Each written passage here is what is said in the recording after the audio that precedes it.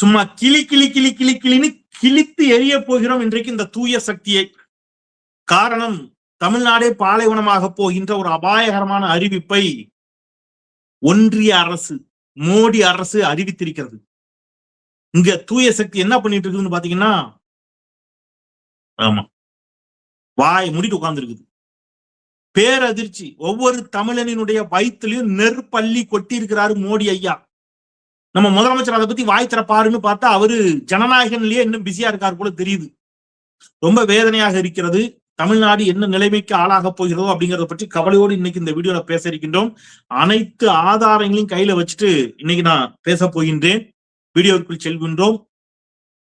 செல்வோம். அனைவருக்கும் வணக்கம். இது தமிழ் கேள்வி. மீண்டும் உங்களை சந்திப்பதில் மிக்க மகிழ்ச்சி. நான் செந்தில் வேல்வீச்சு. தமிழ் கேள்வியை மறக்காம சப்ஸ்கிரைப் செய்து பாருங்க, உங்கள் ஆதரவை தாருங்கள் என்று கேட்டுக்கொண்டு, கர்நாடக அரசு மேகதாதுங்கிறது ஒரு இடம், மேக்கே தாட் என்று சொல்லுகிறார்கள், மேகதாது என்று சொல்லுகிறார்கள். ஒவ்வொருத்தரும் ஒவ்வொரு விதமா சொல்லுவாங்க, இருக்கட்டும். இப்போ அது கர்நாடகா தமிழ்நாடு பார்டர்ல இருக்கக்கூடிய பகுதி. அங்க ஒரு அணையை கட்டுவதற்கு கர்நாடக அரசு திட்டமிடுகிறது. இது இன்னைக்கு நேரத்துல ரொம்ப வருஷமா திட்டமிடுறாங்க. தமிழ்நாட்டை ஆண்ட கட்சிகள், திமுகவா இருக்கட்டும், அஇஅதிமுகவாக இருக்கட்டும், இதற்கு கட்டும் எதிர்ப்பை பதிவு செய்து தொடர்ந்து அங்கே அந்த அணை கட்ட விடாமல் தடுத்து கொண்டே வந்தார்கள். ஆனால் ஸ்டாலின் முதலமைச்சராக இருந்த காலம் வரை அது நடக்கல. இப்ப நம்ம தூய சக்தி உட்கார்ந்த உடனே அங்க இருக்கக்கூடிய கர்நாடக முதலமைச்சர்களுக்கு எல்லாம் குசியாகி அவங்க என்ன பண்ணாங்கன்னா, மேகதாதுவில் அணை கட்டுவதற்கான பூர்வாங்க பணிகளை தொடங்கி விட்டார்கள். இத தமிழ்நாடு விவசாயிகள் நேர்ல போய் பார்த்துட்டு வந்தாங்க. உங்களுக்கு அதெல்லாம் தெரியும், நம்ம ஏற்கனவே அதை பேசியிருக்கோம். இப்ப இது தொடர்பாக ஒன்றிய அரசு ஒண்ணு சொல்லி இருக்குதுங்க. அதாங்க முக்கியம். மத்திய அரசு சொன்னதுதான் முக்கியம். இப்ப அதான் பிரதானம். அதுதான் இப்ப நம்ம வயிற்றுல நெருப்பள்ளி போட்ட மாதிரியான செய்தி. இங்க எனக்கு என்ன வருத்தம் அப்படின்னா, விவசாயத்தை பற்றி, விவசாயிகளை பற்றி ஏன் பேசலன்னு பலரும் கேட்கிறான். ஆனா விவசாயத்தை பற்றி, விவசாயிகளை பற்றி அக்கறையோடு பேசக்கூடிய காணொலிகள் எத்தனை பேரிடம் போய் சேர்கிறதுன்னு தெரியல. யாரையும் ஒரு சினிமா நடிகரை பற்றியோ ஒரு சினிமா நடிகை பற்றியோ நீங்க ஏதாவது ஒண்ணு பண்ணுங்க, அதுதான் நிறைய பேர்ட்ட போய் சேருது. ஆனா உள்ளபடியே இதுதான் ஒவ்வொரு தமிழனினுடைய இல்லத்திலும், ஒவ்வொரு தமிழனுடைய செவிகளிலும் போய் சேர வேண்டிய செய்தி. நீங்க திமுக அதிமுகங்கிற அரசியலை விட்டுருங்க. இன்னைக்கு தமிழ்நாட்டை ஆண்டு கொண்டிருக்கக்கூடிய தாவேகா இந்த விவகாரத்தில் செய்யக்கூடிய துரோகம், பச்சை துரோகம், வயிறு எரியுது. அன்புமணி ராமதாஸ் அவர்கள் ஒன்றிய அரசிடம் ஒண்ணு கேட்கிறாரு. மேகதாதுவில் அணை கட்டுவதுன்னு என்று கர்நாடக அரசு முடிவு செய்திருக்கிறது. மேகதாதுவில் அணை கட்டிவிட்டால் தமிழ்நாட்டிற்கு வரக்கூடிய தண்ணீர் வராது, தடுத்துருவான், அங்கேயே நிப்பாட்டிடுவான். இப்பவே தண்ணி தர மாட்டேங்கிறான். மேகதாதுவில் கூடுதலாக ஒரு அணை கட்டினான்னா இன்னும் போச்சு, நமக்கு பெரிய சிக்கலை நம்ம மாட்டுவோம். டெல்டா மாவட்ட, டெல்டா விளைநிலங்கள் எல்லாம் பாலைவனங்களாக கூடிய அபாயம் இருக்கிறது அப்படின்னு பதறோம் எல்லாரும். இதை பற்றி அன்புமணி ராமதாஸ் அவர்கள் நாடாளுமன்ற உறுப்பினர் ஒன்றிய அரசிடம் எழுத்துப்பூர்வமாக ஒண்ணு கேட்கிறாரு. தமிழ்நாட்டினுடைய ஒப்புதல் இல்லாம எப்படிங்க கட்ட முடியும்? ஒரு நதி 2-3 மாநிலங்களுக்கு இடையில் பாயக்கூடிய ஒரு நதி, உற்பத்தி ஆகிறது கர்நாடகாவில் இருக்கலாம், ஆனால் அது 2-3 மாநிலங்களை இணைக்கக்கூடிய ஒரு நதியாக இருக்கின்ற பொழுது அந்த மாநிலங்களுடைய மக்களை பற்றி அல்லது அந்த மாநில அரசினுடைய ஒப்புதலை பெறணுமா வேண்டாமா என்ற ஒரு கேள்வியை கேட்கின்ற பொழுது எழுத்துப்பூர்வமாக ஒன்றிய அரசு ஒரு பதில் கொடுக்குது. என்ன கொடுக்குது? காவிரியின் குறுக்கே கர்நாடகா அணை கட்டுவதற்கு தமிழ்நாடு உள்ளிட்ட அண்டை மாநிலங்களின் ஒப்புதல் பெற வேண்டும் என எந்த அவசியமும் இல்லை அப்படின்னு ஒன்றிய அரசு சொல்லிடுச்சு. எவ்வளவு பெரிய ஆபத்து பாருங்க.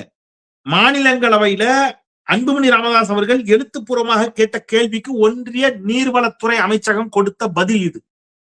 இப்ப இத கடுமையா கண்டிக்கணும். யாரு? இங்க இருக்கக்கூடிய தூய சக்தி. ஆமா, இந்த தூய சக்தி இருக்குல்ல, அந்த தூய சக்தி இத கண்டிக்கணும். வாய மூடிட்டு உட்கார்ந்துருக்கு. இப்போ அதுக்கு பேர் பாசிசம்னா, இதுக்கு பேர் பாயாசமா அப்படிலாம் பேசினார்ல, பாசிசம் பாயாசம்லாம்.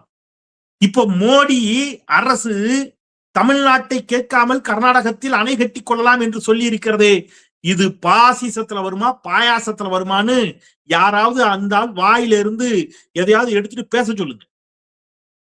வாயை தொடர்ந்து பேச சொல்லுங்க. அவரை வயிறு எரிஞ்சு கேட்கிறேன், விவசாயிகளுக்காக கேட்கிறேன். நான் எனக்கு வேற என்ன, எனக்கு அவருக்கு என்ன தனிப்பட்ட தகராறா, வாய்க்காலுக்கு தகராறா?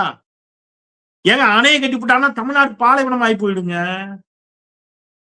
எவ்வளவு பெரிய அராஜகம், அநீதி. சரி, உங்களுக்கு மோடின்னா டர்ரு, பயம், பீதி, பேச மாட்டீங்க. வருமான வரி வழக்குல இருந்து இப்ப சிபிஐ கரூர் வழக்கு வரைக்கும் இருக்குது. நீங்க மோடிங்கிற வார்த்தையே உங்க வாயில வராது, பாஜகங்கிற வார்த்தையே உங்களுக்கு வாயில வராதுங்கிறது ஒட்டுமொத்த தமிழ்நாட்டு மக்களுக்கு தெரியும். உங்களுக்கு பாஜகன்னா பயம், திமுக மட்டும் தான் திட்ட சொல்லி உங்களுக்கு முதலாளி அசைன்மெண்ட் கொடுத்திருக்காரு, அதனால நீங்க திமுக மட்டும் தான் திட்டுவீங்கிறது எல்லாருக்கும் தெரியும். விட்டுருங்க. எப்ப கர்நாடக அரசையாவது கண்டிக்கலாமே, அதுக்கும் டெர்ரா, அதுக்கும் பீதியா? இப்படி பயந்தாங்குழியா இருந்துகிட்டு எதுக்கு நமக்கு முதலமைச்சர் நாற்காலி? ஏன் ஆசை? ஏன் இப்படி அஞ்சப்பட வேண்டும்? கர்நாடகா கூட கண்டிக்க முடியாதா? மாண்புமிகு முதலமைச்சர் அவர்களே, கர்நாடகாவையும் கண்டிக்க முடியாது. ஏன் கண்டிக்க முடியாது தெரியுமா? கர்நாடகாவை கண்டித்தால் காங்கிரஸ் கோச்சு. காங்கிரஸ் ஏன் கோபித்துக் கொள்ளக்கூடாது? காங்கிரஸ் கட்சியினுடைய ஆதரவோடு தான் இங்கே ஆட்சி நடந்து கொண்டிருக்கிறது. அதை விட முக்கியம், கர்நாடகாவில் இன்றைக்கு எதிர்கட்சி தலைவர் உதயநிதி ஸ்டாலின் சொல்லி இருக்கிறார், கர்நாடகாவில் ஜனநாயகன் திரைப்படம் ஓடணும். இவர் ஏதாவது கர்நாடகாவுக்கு எதிராக பேசினா கர்நாடகாவில் இருக்கக்கூடிய அமைப்புகள் அங்க போராட்டம் பண்ணுவாங்க, ஜனநாயகன் ஓட விட மாட்டாங்க. அப்ப ஜனநாயகன் திரைப்படம் கர்நாடகாவில் ஓட வேண்டும் என்பதற்காக தமிழ்நாட்டு விவசாயிகளை பற்றி அக்கறையின்றி வாய் மூடி இப்படி மௌனம் காப்பது சரியா அப்படின்னு தமிழ்நாடு முதலமைச்சரை பார்த்து இன்றைக்கு ஒட்டுமொத்த தமிழ்நாடு விவசாயிகளும் கேட்டுக்கொண்டிருக்கிறார். நல்லா டான்ஸ் ஆடினாரு, சூப்பரா நடிச்சாரு, காமெடி பண்ணாரு, ஸ்டைலா நடந்து வந்தாரு, தாடி வச்சிருக்கிறாரு, அதை வச்சிருக்காரு, இதை வச்சிருக்கிறாருன்னு சொல்லி கொண்டு போய் ஓட்ட போட்டீங்க. இப்ப ஏதாவது தமிழ்நாட்டை காப்பாத்துது, அது ஏதாவது தமிழ்நாட்டை காப்பாற்றக்கூடிய ஒரு ஆற்றலோடு இன்றைக்கு தமிழ்நாடு அரசு இருக்கிறதா? இந்த சம்பவம் நடந்து நேரம் என்னாச்சு? இப்போ வரைக்கும் தமிழ்நாடு அரசிடமிருந்து காத்திரமான கண்டன அறிக்கை எதுவும் ஒன்றிய அரசுக்கு எதிராக வரல. எப்படிங்க இருக்கும் இது? சொல்லுங்க. ஒன்றிய அரசையும் கண்டிக்கல, கர்நாடகத்தில் இருக்கக்கூடிய காங்கிரஸ் அரசையும் கண்டிக்கல, வாயே திறக்காம உட்கார்ந்து இருந்தா திமுக மட்டுமே திட்டம் போடப்பா என்ன இதுக்கு என்ன பதில்? 1990 இன்னும் என்னுடைய நினைவு சரியாக இருந்தால் ஜூன் 2ஆம் தேதி நினைக்கிறேன், மிகச்சரியாக சொல்லணும்னா, காவிரி நதிநீர் ஆட்சி நீர் சிக்கல் குறித்து தீர்ப்பாயம் அமைக்கப்படுகிறது. விபி சிங் ஆட்சி காலம். இந்த தீர்ப்பாயம் தான் அப்பொழுது இங்கே முத்தமிழஞ்சர் டாக்டர் கலைஞருடைய ஆட்சி காலம். நல்லா கவனிச்சுக்கங்க, முத்தமிழஞ்சர் டாக்டர் கலைஞர் அவருடைய முயற்சியால ஒரு தீர்ப்பாயம் அமைக்கப்படுகிறது. அந்த ட்ரிபியூனலினுடைய ஃபைனல் வெர்டிக்ட், அந்த ஃபைனல் வெர்டிக்ட அப்படியே உச்சநீதிமன்றம் ஏற்றுக்கொள்கிறது. சில மாற்றங்களை மட்டும், சில மாற்றங்கள், முழுமையா இல்ல, ஒரு சின்ன மாற்றம் மட்டும்தான். அந்த மாற்றம் என்னவென்றால், பெங்களூரு நகரின் குடிநீர் தேவைக்காக கொஞ்சம் தண்ணீரை கொடுக்கணும், மீதி இத்தனை டிஎம்சி தண்ணீர் இத்தனை மாதங்களில் திறக்க வேண்டும் என்று திட்ட தெளிவாக ஒரு தீர்ப்பை கொடுக்குது. அந்த தீர்ப்புல இப்ப நான் உங்களுக்கு காட்ட போறேன். இதுல பாஜக செய்த துரோகம், பச்சை துரோகத்தை எவிடன்ஸோட உங்களுக்கு நான் காட்டுறேன். இந்த எவிடன்ஸை வச்சுக்கிட்டு தமிழ்நாடு முதலமைச்சர், எனக்கும் அவர்தான் முதலமைச்சர், எனக்கு அவர் மீது அரசியல் ரீதியாக விமர்சனங்கள் இருக்கலாம், ஆனால் நம்முடைய தமிழ்நாட்டிற்கு, என்னுடைய தமிழ்நாட்டிற்கு, நம்முடைய தமிழ்நாட்டிற்கு அவர்தான் முதலமைச்சர். நமக்காக அவர் சண்டை செய்ய வேண்டும் என்றுதான் நாம் கேட்கிறோம். நம் பக்கம் நின்று நமக்காக, நம்முடைய விவசாயிகளுக்காக அவர் டெல்லியோடு சண்டை செய்ய வேண்டும். அப்படி சண்டை செஞ்சா நாம எல்லாரும் அவரோட சேர்ந்து டெல்லியோட சண்டை போடுவோம். தயாரா அவர்? அதான் நம்முடைய கேள்வி. அவர் அதுக்கு தயாரா இல்லை. இப்ப நான் அந்த எவிடன்ஸ் உங்களுக்கு காட்டுறேன். உச்ச நீதிமன்றத்துடைய தீர்ப்பு திட்ட தெளிவாக என்ன சொல்லிச்சு அப்படின்னு கேட்டீங்கன்னா, ஒரு வாட்டர், நான் பலமுறை சொல்லியிருக்கேன், காவிரி வாட்டர் மேனேஜ்மெண்ட் போர்டு ஒன்று அமைக்க வேண்டும் என்று சொல்லி, காவிரி மேலாண்மை வாரியம் அமைக்க வேண்டும் அப்படின்னு சொல்றாங்க. அந்த வாரியம் எப்படி இருக்க வேண்டும் அப்படின்னா, நான் ஸ்கிரீன்ல காட்டுறேன் பாருங்க, பக்ரா பயஸ் மேனேஜ்மெண்ட் போர்டு மாதிரி இருக்கணும். பக்ரா பயஸ் மேனேஜ்மெண்ட் போர்டு, அது ஏற்கனவே 2 மாநிலங்களுக்கு இடையில் இருக்கக்கூடிய ஆட்சி நீர் சிக்கல், இதை பற்றி ஒரு போர்டு ஏற்கனவே இருக்குது. இந்த போர்டு மாதிரி இருக்கணும்னு சொல்லி, இந்த போர்டு எப்படி இருக்கணும் அப்படின்னு கேட்டீங்கன்னா, வெறும் டெக்னிக்கல் பாடியா இருக்கக்கூடாது, அட்மினிஸ்ட்ரேஷன் பாடியாவும் இருக்கணும்னு ஒரு தீர்ப்பை கொடுத்தாங்க. நல்லா கவனிச்சுக்கங்க, உச்ச நீதிமன்றத்துடைய தீர்ப்புல, to modify the composition of the board to a mixture of administrative and technical body, not purely a technical body as recommended by CWDT in its report. அப்படின்னா என்ன அர்த்தம்னா, Kaveri water tribunal, dispute tribunal இருக்கு இல்லையா, அந்த காவிரி ஆற்று நீர் சிக்கலுக்கான தீர்ப்பாயத்தில் கொடுக்கப்பட்டிருப்பதின்படி நீங்க ஒரு போர்டு அமைக்கணும், வாரியம் அமைக்கணும். அந்த வாரியம் வெறும் டெக்னிக்கல் பாடியா இருக்கக்கூடாது, அட்மினிஸ்ட்ரேட்டிவ் பாடியாவும் இருக்கணும். டெக்னிக்கல் பாடிக்கு அட்மினிஸ்ட்ரேட்டிவ் பாடிக்கு என்ன சார் வித்தியாசம் அப்படின்னா, டெக்னிக்கல் பாடினா திருப்பியும் தண்ணீர் திறக்கக்கூடிய அதிகாரம் கர்நாடகாவை ஆளக்கூடியவர்கள் கையில இருக்கும். இந்த போர்டு என்ன செய்யணும்னு கேட்டீங்கன்னா, தண்ணி அவன் திறந்து விட்டான்னா எவ்வளவு எத்தனை டிஎம்சி திறந்து விட்டுருக்கான்னு குறிச்சுப்பான், அவ்வளவுதான். இதுக்குதான் அதிகாரம். ஆனா அட்மினிஸ்ட்ரேட்டிவ் பாடினா தண்ணீர் திறக்கக்கூடிய அதிகாரமே யார் கைக்கு வரும்? இந்த வாரியத்தின் கைகளுக்கு வரும். மாநில அரசுக்கும், அது கர்நாடகாவை காங்கிரஸ் ஆண்டாலும் சரி, கர்நாடகாவை பாஜக ஆண்டாலும் சரி, இந்த தண்ணீர் திறக்கும் அதிகாரம் என்பது கர்நாடகாவின் கையில் இருக்காது. இந்த காவிரி மேலாண்மை வாரியத்தின் கைகளில் வரும். இந்த வாரியத்தை அமைக்க சொல்லி உச்சநீதிமன்றம் தீர்ப்பு கொடுக்கிறது. மிக தெளிவான தீர்ப்பு. இன்னும் ஒருபடி மேல போய் சொல்றேன். இந்த தீர்ப்பு வந்த உடனே இவங்க என்ன சொன்னாங்க தெரியுமா? இவங்க எங்களுக்கு இதுல அர்த்தம் புரியல, நீங்க என்ன சொல்றீங்கன்னு எங்களுக்கு அர்த்தம் புரியல அப்படின்னு போய் கேட்டாங்க. It would be imperative that the mechanism bracketல Kaveri management board is entrusted with the function of supervision of operation of reservoirs and with regulation of water releases. தெளிவா கொடுத்திருக்காங்க. இந்த மெக்கானிசம் பிராக்கெட்ல காவிரி வாட்டர் மேனேஜ்மெண்ட் போர்டு, இந்த மெக்கானிசம் என்ற வார்த்தைக்கு எங்களுக்கு பொருள் விளங்கவில்லை என்று உச்சநீதிமன்றத்துக்கு திருப்பி போச்சு மோடி அரசு. உச்சநீதிமன்றம் நாங்க தெளிவா தீர்ப்பை கொடுத்துருக்கோம், இன்னொரு வாட்டி படிங்கன்னு சொல்லி தலையில குட்டி அனுப்பிச்சு. இதெல்லாம் பல பேருக்கு மறந்துருக்கும். இவ்வளவு திட்ட தெளிவான தீர்ப்பு இருக்கிறது. நீங்கள் காவிரி வாட்டர் மேனேஜ்மெண்ட் போர்டு அமைக்க வேண்டும் என்று சொன்னது. அன்றைக்கு தமிழ்நாட்டில் எடப்பாடி பழனிசாமி, அங்கே பாஜக மோடி, இவர்கள் இருவரும் சேர்ந்து தமிழ்நாட்டிற்கு மாபெரும் வஞ்சகத்தை செய்தார்கள், துரோகத்தை செய்தார்கள்.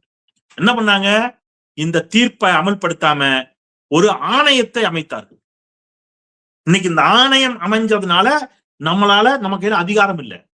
ஆனால் உச்ச நீதிமன்றம் எந்த மாநிலத்திற்கும் பாதிப்பு வரக்கூடாது, கர்நாடகாவின் கையில் அதிகாரம் இருக்கக்கூடாது, கர்நாடகாவின் கையில் அதிகாரம் இருந்தால் கர்நாடகா நினைத்ததைத்தான் செய்யும். எனவே கர்நாடகாவின் கையில் இருக்கக்கூடிய அந்த அதிகாரத்தை இந்த காவிரி வாட்டர் மேனேஜ்மெண்ட் போர்டுக்கு மாற்றுவதற்கான ஒரு ஆகச்சிறந்த வரலாற்று சிறப்பு மிக்க உத்தரவை தந்தது. இதெல்லாம் வச்சு ஒரு முதலமைச்சர் பேசணும். இதெல்லாம் ஒரு சாமானியன் நான் பேசுறேன், முதலமைச்சர் பேசணும். இது தமிழ்நாட்டினுடைய முதலமைச்சர், நம்முடைய முதலமைச்சர் இதை எடுத்து ஒன்றிய அரசை நோக்கி தமிழ்நாட்டிற்கு எதிராக இப்படி ஒரு அறிவிப்பை ஒரு பதில எப்படி ஒன்றிய நீர்வளத்துறை சொல்ல முடியும் என்று கேட்டிருக்கணும். தமிழ்நாட்டின் அனுமதி தேவையில்லையா நீ அங்கே மேகதாதுவில் அணை கட்டுவதற்குன்னு கேட்டிருக்கணும். ஆனா இவர் என்ன பண்றாரு? ஒரு பக்கம் காவிரியில எல்லா உரிமையையும் விட்டு கொடுத்தாச்சு. கர்நாடகா இந்த ஆணைய கூட்டத்துல காவிரி வாட்டர் மேனேஜ்மெண்ட் அத்தாரிட்டி இப்ப அதுதான் இருக்குது. இந்த அத்தாரிட்டியினுடைய கூட்டம் டெல்லியில் நடக்கின்ற பொழுது தமிழ்நாட்டிற்கு தண்ணீர் திறந்து விட முடியாது என்று அவர்கள் டெல்லியில் சொல்லுகிறார்கள். அந்த நேரம் தமிழ்நாட்டில் முதலமைச்சரும் அமைச்சரும் என்ன செய்து கொண்டிருந்தார்கள் தெரியுமா? ஜனநாயகன் திரைப்படத்தை பார்த்து கொண்டிருந்தார்கள். எப்படி இருக்கும் நமக்கு? ஓட்டு போட்டவங்க இல்ல, கதர்னு கதறுவீங்க. நீங்க எழுதி வச்சுக்கோங்க என்ன நடக்குது இந்த நாட்டுல. இது ஒரு புறம். நீங்க காவிரியில் உரிமையை விட்டு கொடுத்தது விடுங்க, சேலத்தில் சூயஸ் என்ற ஒரு தனியார் அமைப்பிடம் குடிநீர் விநியோகத்தையே கொடுத்துட்டாரு. இனிமே நமக்கு குடிக்கிற தண்ணிய அரசு தராது, தனியாரிடம் கொடுத்து விட்டார். தனியார் லாபம் இல்லாம ஒரு தொழிலை செய்வானா? தனியார் முதலாளி குடிக்கிற தண்ணி வீட்டுக்கு வருது பாருங்க, மெட்ரோ வாட்டர் வருது இல்ல, அந்த மெட்ரோ வாட்டரை பல ஊர்ல, இப்ப எங்க ஊர்ல தாமிரபரணி கூட்டு குடிநீர் திட்டம், திருச்சி பக்கத்துல எல்லாம் பாத்தீங்கன்னா காவிரி கூட்டு குடிநீர் திட்டம், இப்படி ஒவ்வொரு ஊர்லயும் அந்தந்த பக்கத்துல கூடிய ஆறுகளில் இருந்து தண்ணீரை எடுத்து நம்ம கொடுக்குறோம் அரசுகள். சேலத்துல இப்ப அதை தனியார் கம்பெனிட்ட கொடுத்துட்டாரு ஐயா. யாரு? விஜய். தூய சக்தி. இப்ப தனியார் வச்சதுதான் விலை. குறிப்பிட்ட காலத்துக்கு மட்டும் ஒரு ஒப்பந்தம் போட்டிருப்பாங்க. அப்புறம் உங்க வீட்டுக்கு வர்ற தண்ணிக்கு அவன் ஒரு ரேட் வைப்பான். இதெல்லாம் நடக்கும்னு தான் அழுதம் தலையில அடிச்சு. யாரு கேட்டான்? திரை கவர்ச்சி, திரை மயக்கம், பொய்யாக புனைவாக கட்டமைக்கப்பட்ட திமுகவிற்கு எதிரான பொய் செய்திகள், அவதூறு செய்திகள், சதி வலைகள், இதை முழுக்க நம்புனீங்க. நான் திருப்பி சொல்றேன், திமுகவில் சுட்டி காட்டுவதற்கு ஒரு குறை கூட கிடையாதுன்னு நான் அடிக்கடி சொல்லுவேன். நான் இல்ல, நீங்க ஸ்டாலின்டே சொன்னா அவர் நம்ப மாட்டார். திமுகவிடமும் குறைகள் உண்டு, போதாமைகள் உண்டு, அது வேறு. ஆனால் திமுக ஒருபோதும் இப்படி மாநில உரிமைகளை காவு கொடுத்துட்டு வேடிக்கை பார்க்காது. அட்லீஸ்ட் சண்டை போட்டாவது தோத்தது உண்டு. நம்ம ஒன்றிய அரசு உருவாக இருக்கின்ற போது நம்ம தோத்திருப்போம். ஆனா சண்டை போடுவோம், உளப்பூர்வமா சண்டை போடுவோம். சண்டையே போடாம கையை கட்டிட்டு ஒருத்தர் வாயை பத்திட்டு உட்கார்ந்து இருந்தாருன்னா என்ன அநியாயம் நாட்டுல. ஆக குடிநீர் தனியார் மயப்படுத்தப்படுகிறது. காவிரி டெல்டா பாலைவனமாகி விடுமோ என்ற அச்சம் ஏற்படுகிறது. இதற்கு எதிராக போராடலாம் என்றால் விவசாயிகள் வீட்டுக் காவலில் வைக்கப்படுகிறார்கள். இதையும் தாண்டி போராடுகின்ற விவசாயிகளே, முதலமைச்சர் விவசாயிகளே இல்லை அப்படின்னு சொல்றாரு. என்ன சார் நடக்குது?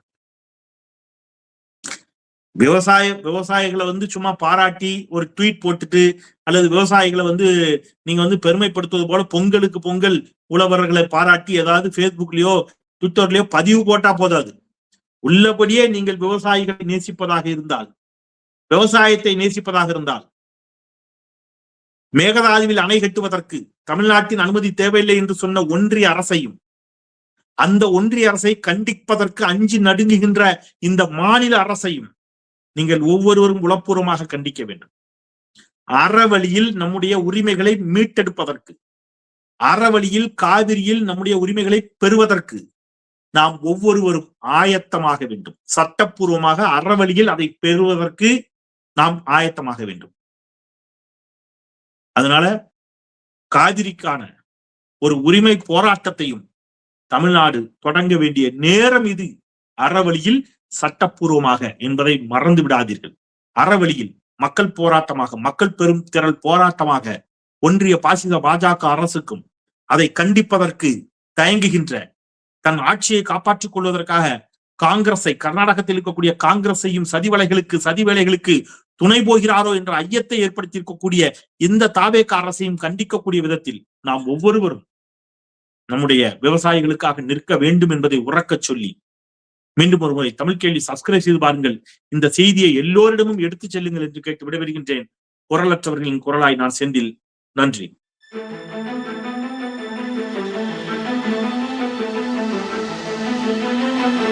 Thank you.